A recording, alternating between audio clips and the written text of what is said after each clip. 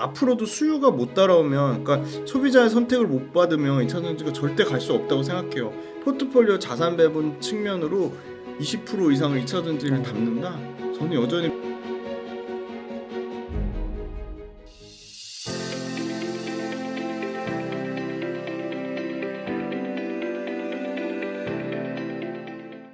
개인 투자자들이 네. 신문을 보니까 네. 이렇게 주가가 좀 크게 조정을 받는 이 시점에서 저점 매수의 기회로 보고 네. 2차 전지 쪽 이제 ETF나 개별 종목으로 많이 투자를 여전히 하고 있다고 하더라고요. 네네네.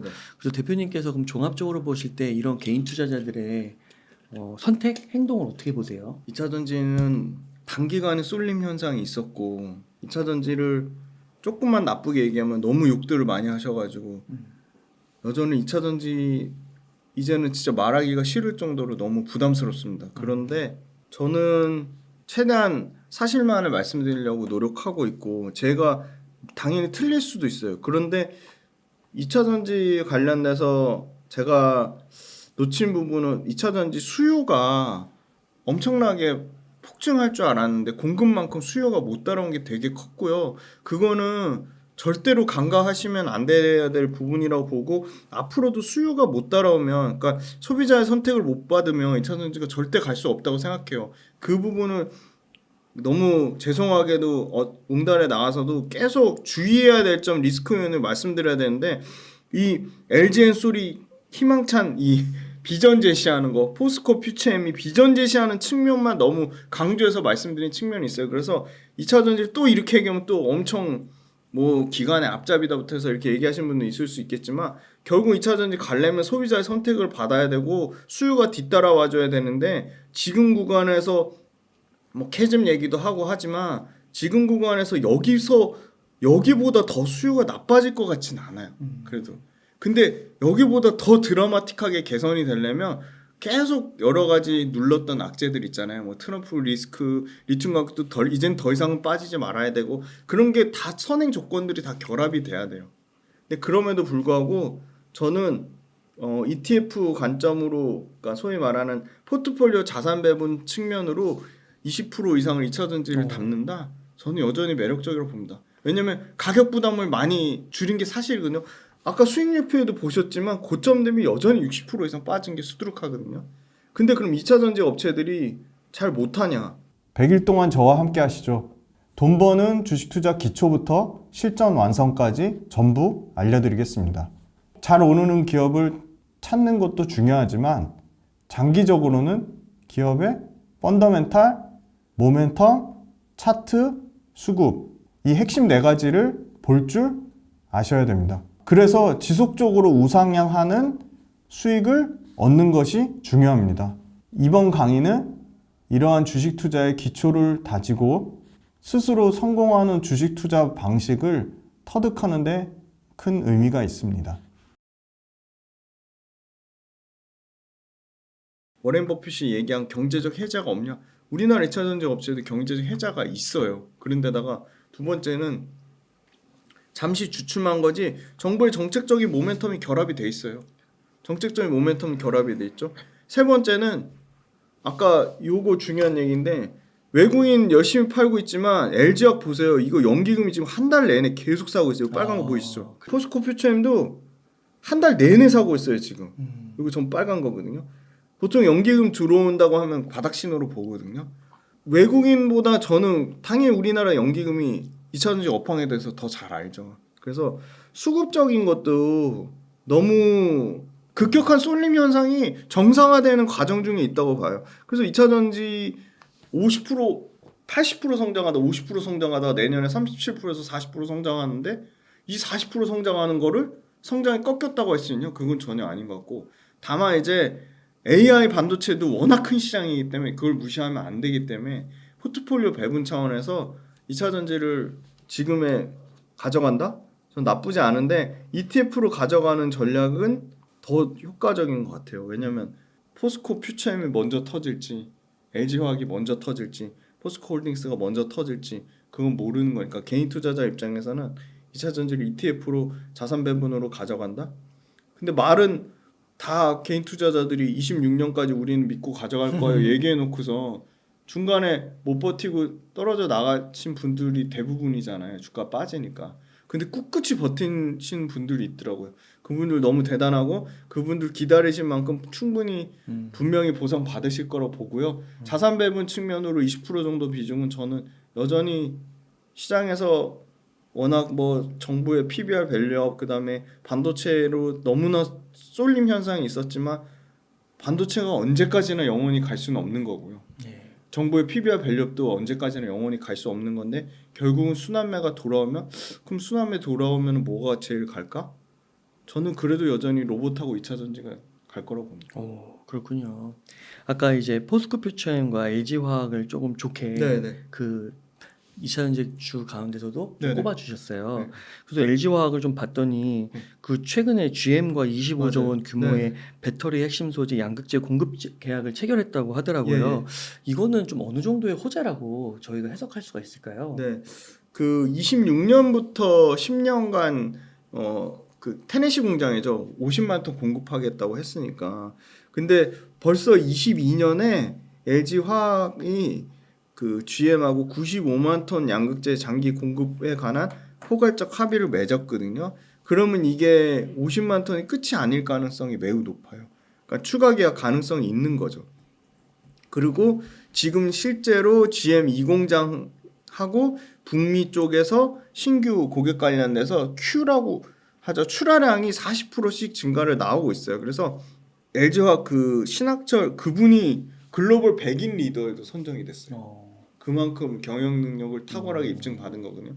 절대 이 CEO를 무시하시면 안 되는 게 이 CEO, CEO가 엄청 중요합니다. 근데 CEO가 이 신학철 CEO가 굉장하다 그래서 이분이 출하량 40% 증가를 밝히면서 강한 자신감을 나타냈고 이 LG화학이 GM발 필두로 이게 끝이 아닐 것 같아요.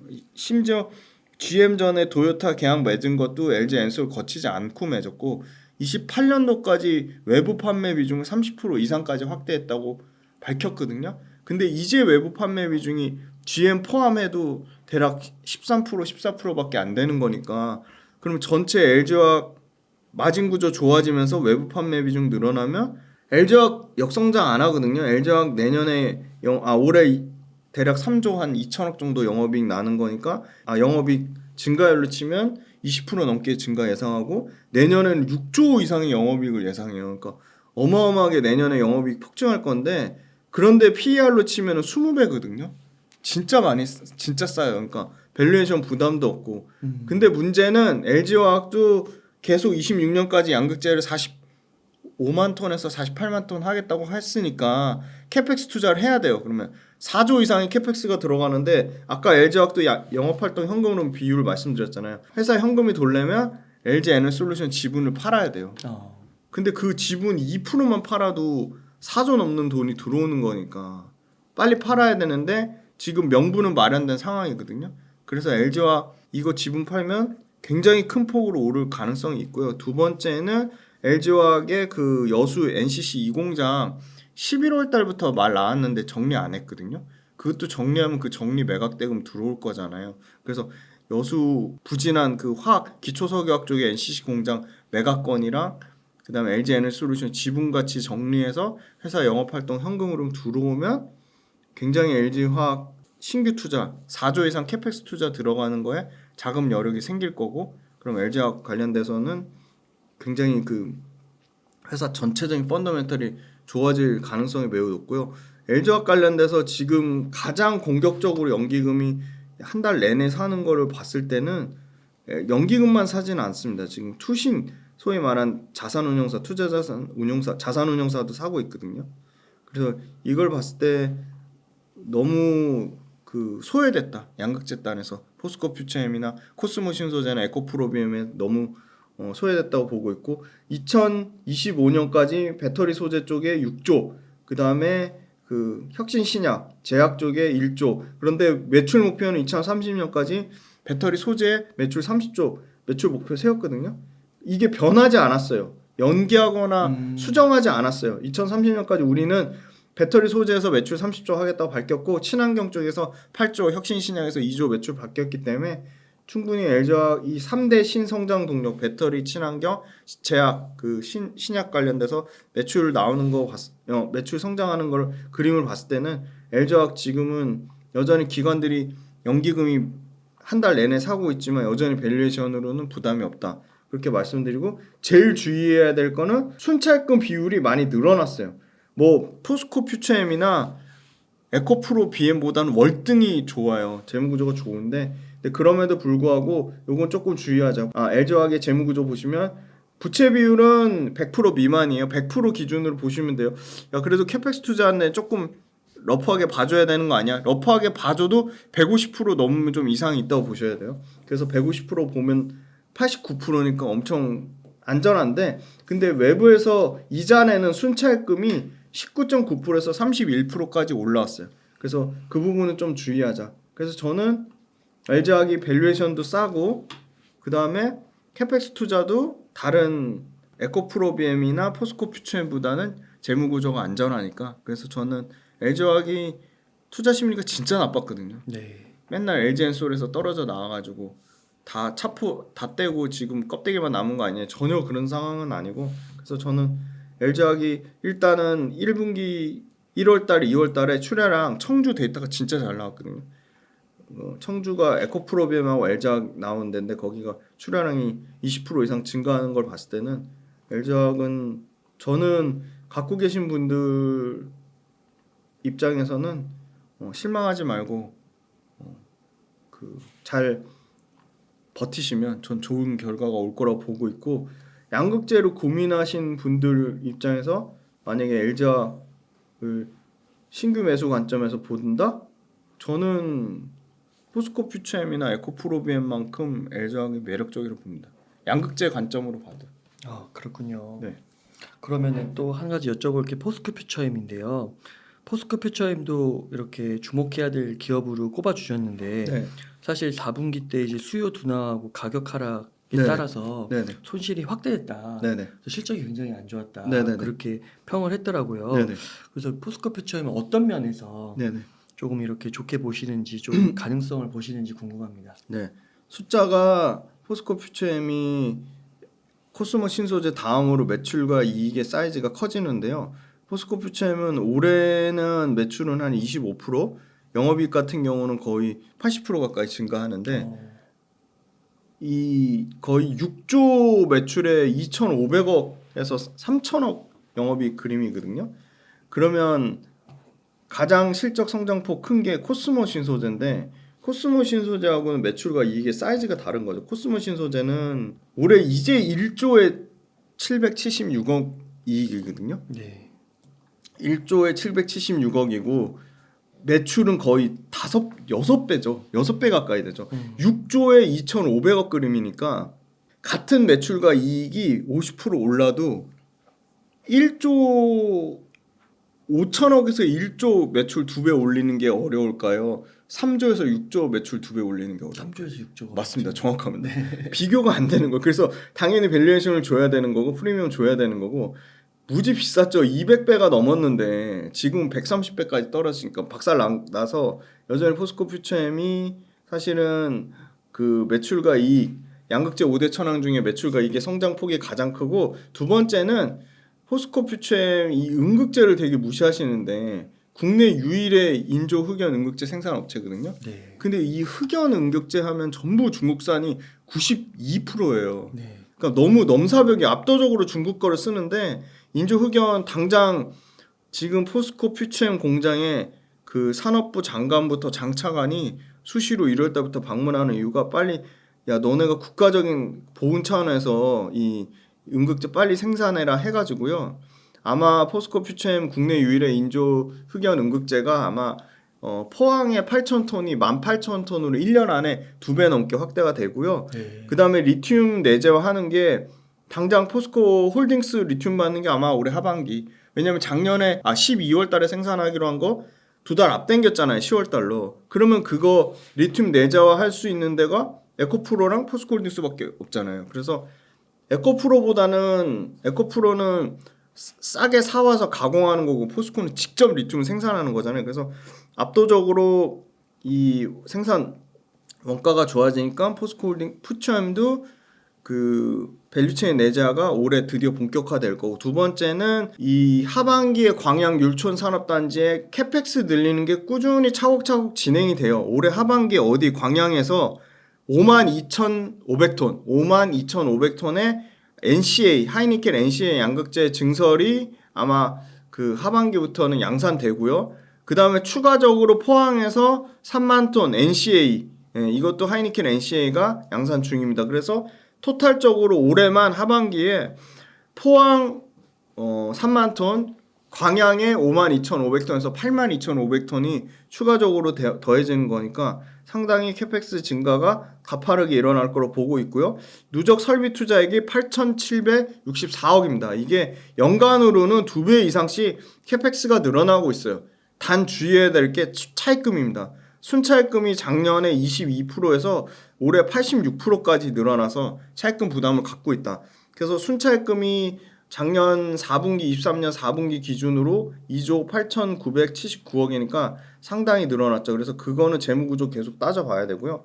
포스코 퓨처엠은 두 번째로 중요한 거는 북미하고 유럽 중에 북미의 GM으로 나가는 게 수율이 안 나왔어요. 단결정 양극재.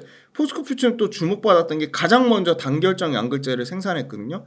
근데 유럽으로 나가는 N65, 니켈 65% 비중은 수율을 잘 나왔는데 미국으로 나가는 GM계 N86이 수율이 안 나왔는데 그게 지금 드디어 이제 안정화가 되고 있어요. 근데 아까 그 전체적인 2차전지 업황 얘기할 때 삼성 SDI 밸류체인 주목하자고 말씀드렸고 GM 관련돼서 주목하자고 말씀드렸는데 GM이 보수적으로 잡아도 작년에 7만 7천 대 팔았는데 올해 최소 30만 대 캐파를 늘린다고 했거든요. 그러니까 30만 대 캐파면 7만 7천 대의 4배 정도 커지는 캐파잖아요.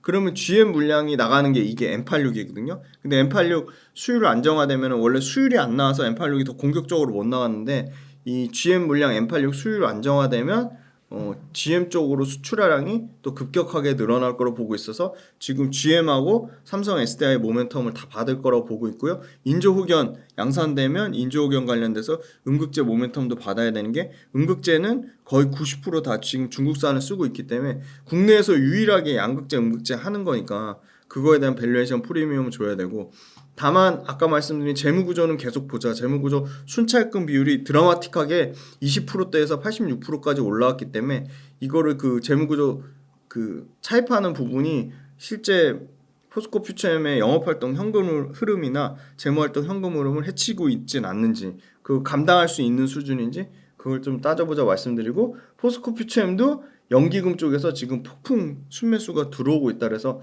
어느 정도는 연기금에서 이 양극재 단에서도 그 밸류에이션에 대해서 30만 원 언더 가격대에서는 좀 바닥이라고 보고 있지 않나, 좀 그렇게 보고 있습니다. 네, 그렇군요. 와, 김지훈 대표님 이렇게 세세한 분석들 진짜 너무 감사합니다.